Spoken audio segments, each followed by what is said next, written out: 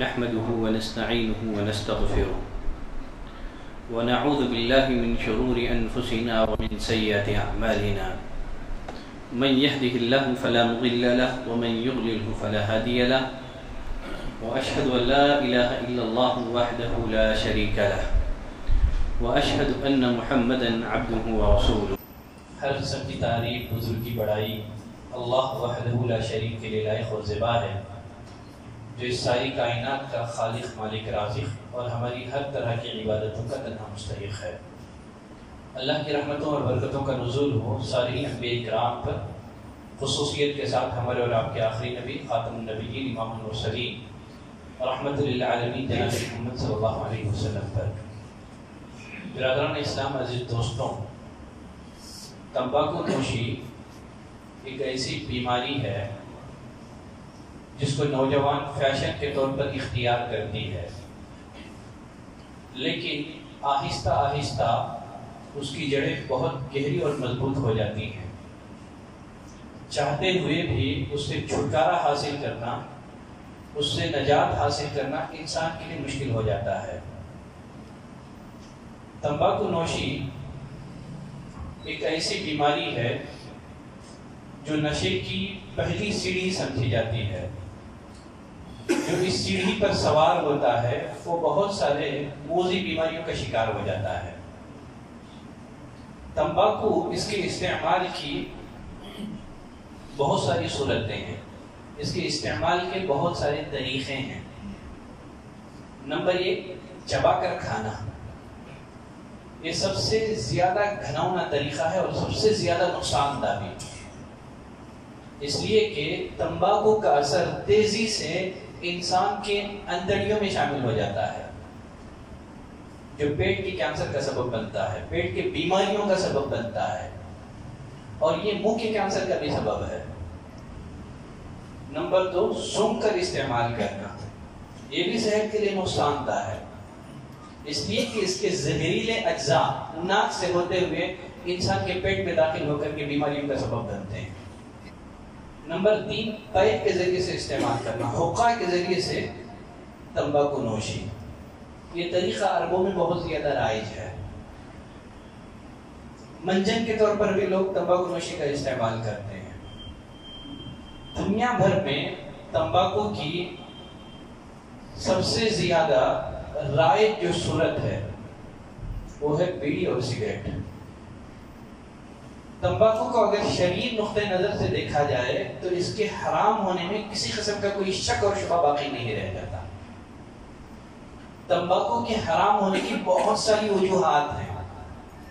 پہلی وجہ یہ ہے کہ تمباکو ایک خبیث چیز ہے، ایک غلیظ چیز ہے، گندی چیز ہے۔ اللہ نے قرآن مجید میں جگہ جگہ اہل ایمان کو خطاب کر کے پاکیزہ چیزیں کھانے کا حکم دیا ہے، اور خبیث چیزوں کے، گندی چیزوں کے قریب بھی جانے سے منع کیا ہے۔ ایک جگہ اللہ نے فرمایا يَسْأَلُونَكَ مَاذَا أُحِلَّ لَهُمْ، اے نبی یہ لوگ آپ سے سوال کرتے ہیں کیا چیز ان کے لیے حلال ہے؟ آپ کہہ دیجئے أُحِلَّ لَهُمُ الطَّيِّبَاتِ، پاکیزہ چیزیں ان کے لیے حلال کی گئی ہیں۔ اور ایک جگہ اللہ نے رسول اللہ صلی اللہ علیہ وسلم کے اوصاف کا تذکرہ کرتے ہوئے فرمایا وَيُحِلُّ لَهُمُ الطَّيِّبَاتُ وَيُحَرِّمُ عَلَيْهِمُ الْخَبَائِثَ، یہ نبی وہ ہے جو اپنی امت پر پاکیزہ چیزوں کو حلال کرتا ہے، خبیث اور گندی چیزوں کو حرام کرتا ہے۔ کوئی بھی انصاف پسند آدمی، کوئی بھی سلیم الفطرت انسان تمباکو کو پاکیزہ کہہ نہیں سکتا۔ یہ پاکیزہ چیز نہیں ہے، یہ گندی چیز ہے، خبیث چیز ہے۔ اس کے حرام ہونے کی دوسری وجہ یہ ہے ایک انتہائی بدبودار چیز ہے، اس سے اٹھنے والی بدبو لوگوں کے لیے بہت زیادہ نقصان کا باعث ہے۔ نبی کریم صلی اللہ علیہ وسلم نے کچی ویجیٹیبل کو کھا کر کے اپنے مسجد میں آنے سے منع کر دیا۔ جیسے ایک حدیث میں نبی کریم صلی اللہ علیہ وسلم نے فرمایا من اکل صوما او بصلا، جو کچا پیاز یا لہسن کھائے فلیعتزلنا، وہ ہم سے دور رہے، ہماری مسجد سے دور رہے اور اپنی گھروں میں بیٹھا رہے۔ آپ غور کریں، جب نبی کریم صلی اللہ علیہ وسلم نے کچا پیاز لہسن کھا کر کے مسجد میں آنے سے منع کیا ہے، تو بھلا جو لوگ تمباکو نوشی کی بدبو لے کر کے مسجد میں داخل ہوتے ہیں ان کے لیے اس کی کیسی اجازت ہو سکتی ہے؟ اس کے حرام ہونے کی ایک وجہ یہ بھی ہے کہ یہ لوگوں کے لیے اذیت کا باعث ہے، یہ لوگوں کے لیے تکلیف کا باعث ہے۔ نبی کریم صلی اللہ علیہ وسلم نے اچھے مسلمان کی پہچان یہ بتائی، المسلم من سلم المسلمون من لسانہ و یدہ۔ اچھا مسلمان وہ ہے جس کی زبان سے اور جس کے ہاتھ سے دوسرا مسلمان بھائی محفوظ رہے۔ اور یہاں یہ بات بھی ذہن نشین کر لیں، اللہ نے انسان کے ساتھ کچھ فرشتوں کو مقرر کر دیا ہے۔ وہ فرشتے ہمیشہ انسانوں کے ساتھ رہتے ہیں۔ جن چیزوں سے انسانوں کو تکلیف ہوتی ہے ان چیزوں سے فرشتوں کو بھی تکلیف ہوتی ہے۔ نبی کریم صلی اللہ علیہ وسلم نے فرمایا فَإِنَّ الْمَلَائِكَةَ تَتَأَذَّى، یقیناً فرشتوں کو بھی ان چیزوں سے تکلیف ہوتی ہے جن چیزوں سے انسانوں کو اذیت اور تکلیف ہوتی ہے۔ تمباکو کے حرام ہونے کی وجہ یہ بھی ہے کہ اس میں مال کا ضیاع ہے، یہ فضول خرچی ہے، اس لیے کہ اس میں انسان کے لیے کوئی فائدہ نہیں ہے۔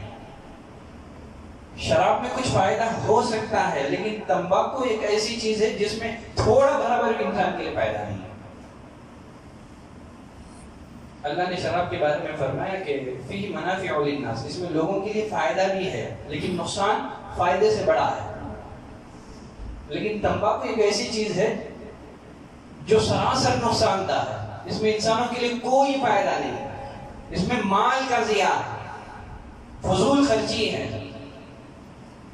قرآن مجید میں فضول خرچی کے لیے دو لفظ استعمال ہوئے ہیں، ایک ہے اسراف، جیسے اللہ نے فرمایا کلوا واشربوا ولا تسرفوا، کھاؤ پیو اسراف نہ کرو۔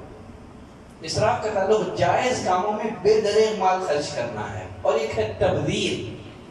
اللہ نے فرمایا ان المبذرین کانوا اخوان الشیاطین، یقیناً جو فضول خرچی کرتے ہیں یہ لوگ شیطان کے بھائی ہیں۔ تبذیر کیا ہے؟ ناجائز کاموں میں، حرام کاموں میں پیسہ لگانا ہے۔ چونکہ تمباکو نوشی حرام ہے، ناجائز ہے، یقیناً ان چیزوں میں پیسہ لگانے والے، ان چیزوں میں اپنا سرمایہ لگانے والے یہ لوگ شیطان کے بھائی ہیں۔ قیامت کے دن ہر انسان سے جن چیزوں کے بارے میں سوال ہوگا، ان میں مال سے متعلق بھی دو سوالات ہر انسان سے پوچھے جائیں گے۔ تم نے مال کہاں کمایا، کہاں خرچ کیا؟ تو اس کی حرام ہونے کی وجہ یہ ہے کہ اس میں مال کا ضیاع ہے، اس میں کوئی فائدہ نہیں ہے۔ تمباکو کے حرام ہونے کی ایک اہم وجہ یہ ہے کہ یہ انسانی صحت کے لیے نقصان دہ ہے، یہ انسانی بدن کے لیے نقصان دہ ہے۔ سگریٹ کے ہر ڈبے پر آپ کو یہ عبارت لکھی ہوئی ملے گی، خبردار، یہ انسانی صحت کے لیے نقصان دہ ہے۔ کسی بھی مسلمان کے لیے لائق نہیں ہے کہ اپنے ہاتھ سے اپنے صحت کو تباہ و برباد کرے، اپنے بدن کو تباہ و برباد کرے۔ اس بدن کے ہم مالک نہیں ہیں بلکہ اللہ کی امانت ہے۔ ہم جو چاہے غذائیں ہم اپنے جسم کو پہنچا نہیں سکتے، ایک اللہ کی امانت ہے جسم۔ ہم اپنے جسم کو، ہم اپنے بدن کو صرف وہ غذائیں فراہم کریں جن کی اللہ نے اجازت دی ہے۔ اللہ نے فرمایا وَلَا تُلْقُوا بِأَيْدِيكُمْ إِلَى التَّهْلُكَةِ، اپنے ہاتھوں کو ہلاکت میں مت ڈالو۔ وَلَا تَقْتُلُوا أَنفُسَكُمْ، اور اپنے آپ کو قتل مت کرو، ہلاک نہ کرو۔ تو تمباکو یہ کسی بھی اعتبار سے خودکشی سے کم نہیں ہے، ایک کالا زہر ہے جو دھیرے دھیرے آدمی کو موت کے دہانے پر لا کر کے کھڑا کرتا ہے۔ یہ خودکشی ہے، اور یقیناً خودکشی اسلام میں حرام ہے۔ نبی کریم صلی اللہ علیہ وسلم نے فرمایا من قتل نفسه بشیء عذب به یوم القیامہ، آدمی دنیا میں جس چیز کے ذریعے سے اپنے آپ کو ہلاک کرے گا اسی طرح کا عذاب اسے روز قیامت دیا جائے گا، جہنم میں دیا جائے گا۔ WHO کے رپورٹ کے مطابق، ورلڈ ہیلتھ آرگنائزیشن کی رپورٹ کے مطابق، ہر سال تمباکو نوشی کے نتیجے میں، سگریٹ نوشی کے نتیجے میں 3 کروڑ لوگ موت کے منہ میں چلے جاتے ہیں۔ اور اس رپورٹ میں اس بات کی بھی وضاحت موجود ہے کہ تمباکو نوشی، سگریٹ نوشی یہ 25 بیماریوں کا سبب ہے۔ اس سے 25 بیماریاں جنم لیتی ہیں۔ ماضی میں جن علماء نے تمباکو کو حلال کہا تھا، جائز کہا تھا، وہ لوگ اس کے نقصانات سے آگاہ نہیں تھے۔ اگر وہ لوگ تمباکو کے نقصانات سے آگاہ ہوتے تو کبھی اس کے جائز ہونے کا فتویٰ نہیں دیتے۔ تمباکو کے حرام ہونے کی وجہ یہ ہے کہ اس میں نشہ پایا جاتا ہے، گرچہ اس میں اس درجے کا نشہ نہیں پایا جاتا جو نشہ کے شراب میں پایا جاتا ہے۔ اگر کوئی آدمی شراب کا عادی نہ ہو، اگر آپ اس کو شراب پلا دیں تو بے ہوش ہو جائے گا۔ اسی طرح اگر آدمی تمباکو کا عادی نہ ہو، اگر آپ اسے تمباکو پلا دیں وہ بھی بے ہوش ہو جائے گا۔ تو یہ بھی ایک نشے کی قسم ہے، اور اسلام میں ہر نشہ اور چیز حرام۔ تمباکو کے حرام ہونے کی ایک وجہ یہ ہے کہ اللہ کی عبادت اور بندگی سے دور لے جانے کا سبب بنتی ہے۔ بہت سارے لوگ ایسے ہیں جو رمضان میں روزہ نہیں رکھتے ہیں، صوم نہیں رکھتے ہیں، رمضان کے روزے ترک کر دیتے ہیں، جو تمباکو کے عادی ہوتے ہیں، مسجدوں سے دور بھاگتے ہیں، علمی مجالس سے دور بھاگتے ہیں۔ یہ اللہ کی عبادت اور اللہ کی اطاعت سے دور لے جانے کا سبب ہے۔ اللہ نے شراب کے بارے میں کیا فرمایا؟ وَيَصُدَّكُمْ عَنْ ذِكْرِ اللَّهِ وَعَنِ الصَّلَاةِ، شیطان تمہیں شراب کے ذریعے سے اللہ کے ذکر سے اور نماز سے روکنا چاہتا ہے۔ یہ علت تمباکو میں بھی پائی جاتی ہے۔ تمباکو ایک فضول چیز ہے، بیکار چیز ہے۔ اللہ نے قرآن مجید میں اہل ایمان کے اوصاف کا ذکر کرتے ہوئے فرمایا وَالَّذِينَ هُمْ عَنِ اللَّغْوِ مُعْرِضُونَ، مومن وہ ہیں، رحمان کے بندے وہ ہیں جو لغو چیزوں سے، بے فائدہ چیزوں سے اعراض کرتے ہیں۔ ایک بے فائدہ چیز ہے جو سراسر نقصان دہ ہے۔ نبی کریم صلی اللہ علیہ وسلم نے فرمایا من حسن اسلام المرء، آدمی کے اسلام کی خوبی یہ ہے کہ وہ لایعنی چیزوں کو ترک کر دیتا ہے جس میں فائدہ نہ ہو۔ ایسی چیزوں سے آدمی اعراض کرتا ہے، یہ آدمی کے اسلام کی خوبی۔ اب یہاں ایک سوال یہ رہ جاتا ہے کہ آدمی تمباکو نوشی اس سے کیسے چھٹکارا حاصل کرے؟ سب سے پہلی چیز یہ بات آپ اچھی طرح ذہن میں بٹھا لیں، تمباکو نوشی یہ حرام ہے، یہ ناجائز ہے، اور حرام کے نقصانات یہ ہیں کہ اس سے بندے کی عبادتیں ضائع ہو جاتی ہیں۔